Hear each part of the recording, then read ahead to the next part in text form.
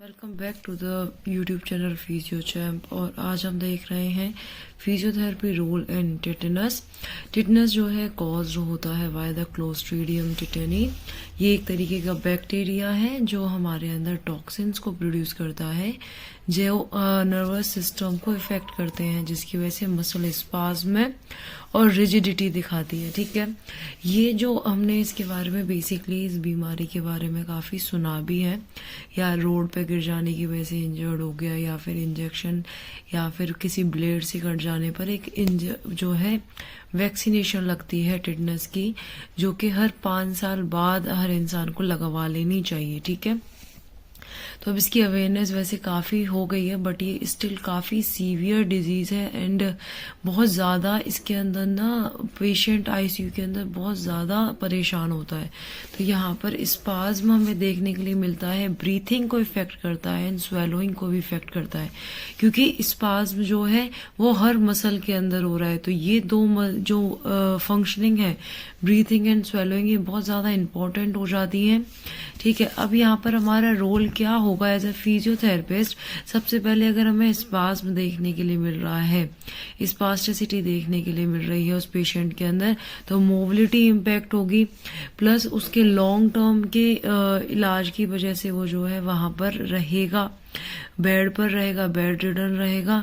Third चीज ये है कि वहां पर उसके जो है कई बार ऐसा होता है सीवियर, बहुत सीवियर कंडीशंस में कि जो मसल्स है ना वो एकदम कॉन्ट्रैक्शन में रहती हैं, स्पास्टिक रहती हैं, तो उसकी वजह से बोन पर भी एक टॉर्क पैदा होता है एंड उसकी वजह से वहां पर एक सडन फ्रैक्चर हमें देखने के लिए मिलता है।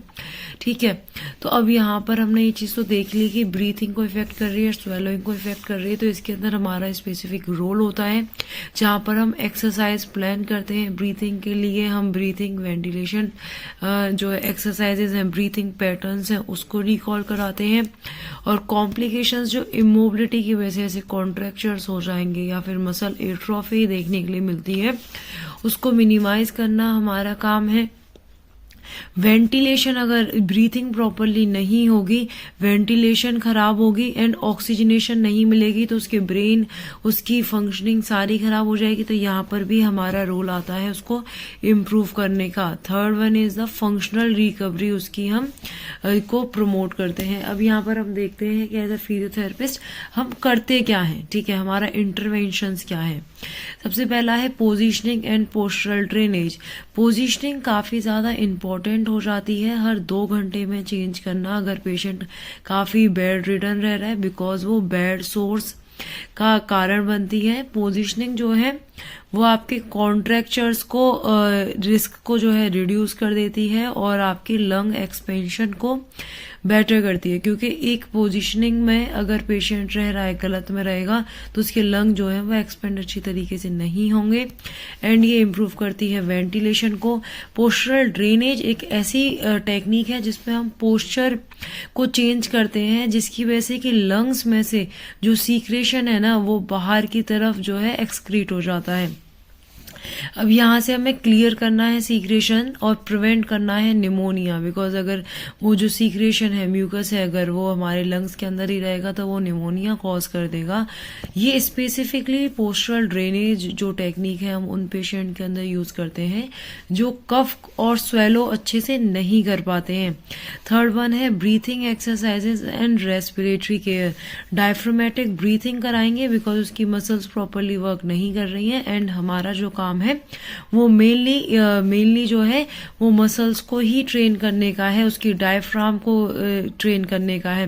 तो इसके अंदर हम डायफ्रामेटिक ब्रीथिंग के अंदर हम एंगेज करेंगे डायफ्राम को और वेंटिलेशन, जिसकी वजह से इम्प्रूव होगी।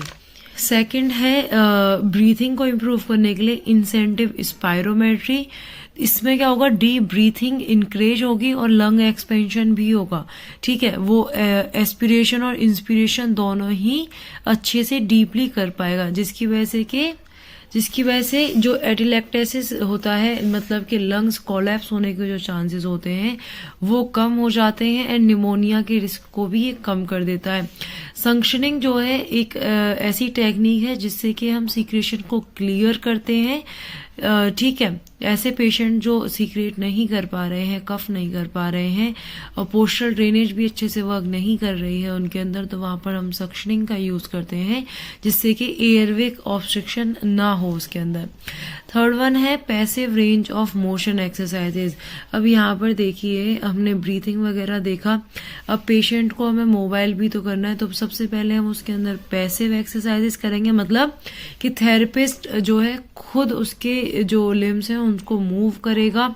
यहाँ पर एक चीज ध्यान रखने की ये है कि जो पेशेंट होता है उसके अंदर आप एकदम से अगर हार्श टच करेंगे तो वो ट्रिगर कर सकता है सीवियर स्पाज्म को, ठीक है। तो इसीलिए हमें इस चीज को ध्यान रखना है कि ट्रिगर ना हो वो पेशेंट, बहुत जेंटली हमें हैंडलिंग करनी है। Okay. Fourth one is early mobilisation. जब पेशेंट स्टेबल है, जब आपको लग रहा है कि पेशेंट अब स्टेबल है, वो कैपेबल है मूव करने के बेड से, तो हम जो है ग्रेजुअल मोबिलाइजेशन उसकी शुरू करेंगे, ठीक है। उस जिसके अंदर की सिटिंग अप, स्टैंडिंग और वो पूरा जो प्रोटोकॉल है उसको पूरे को हम यूज करेंगे। ओके। मोबिलाइजेशन जो है आपकी सर्कुलेशन को इम्प्रूव करेगी एंड ये डीप वेन थ्रोम्बोसिस जो होता है उसको भी प्रिवेंट करती है, वीनस थ्रोम्बो एम्बोलिज्म को भी रिस्क को रिड्यूस करती है। फिफ्थ वन है वो है हमारा न्यूरोमस्कुलर रीएड्यूकेशन। इसके अंदर क्या हो रहा है, बिकॉज ये जो है आपका क्लोस्ट्रीडियम टिटेनी ये इफेक्ट कर रहा है CNS को, मतलब नर्वस सिस्टम को इफेक्ट कर रहा है, तो इसकी वजह से जो हमारे नर्व्स और मस्कुलर जंक्शंस होते हैं, जो मसल्स होती हैं, जो नर्व्स होती हैं, वो प्रॉपरली वर्क नहीं कर रही होती हैं, जिसकी वजह से मूवमेंट्स भी कोऑर्डिनेटेड नहीं हो पाते। तो यहाँ पर जो न्यूरोमस्कुलर रीएड्यूकेशन एज अ फिजियोथेरेपिस्ट हमारा ही रोल है।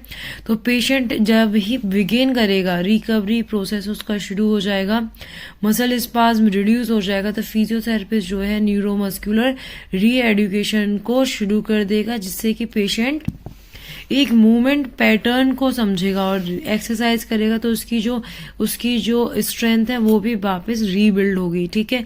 एक स्पेसिफिक पैटर्न को हमें फॉलो कराना है उस पर, पेशेंट पर।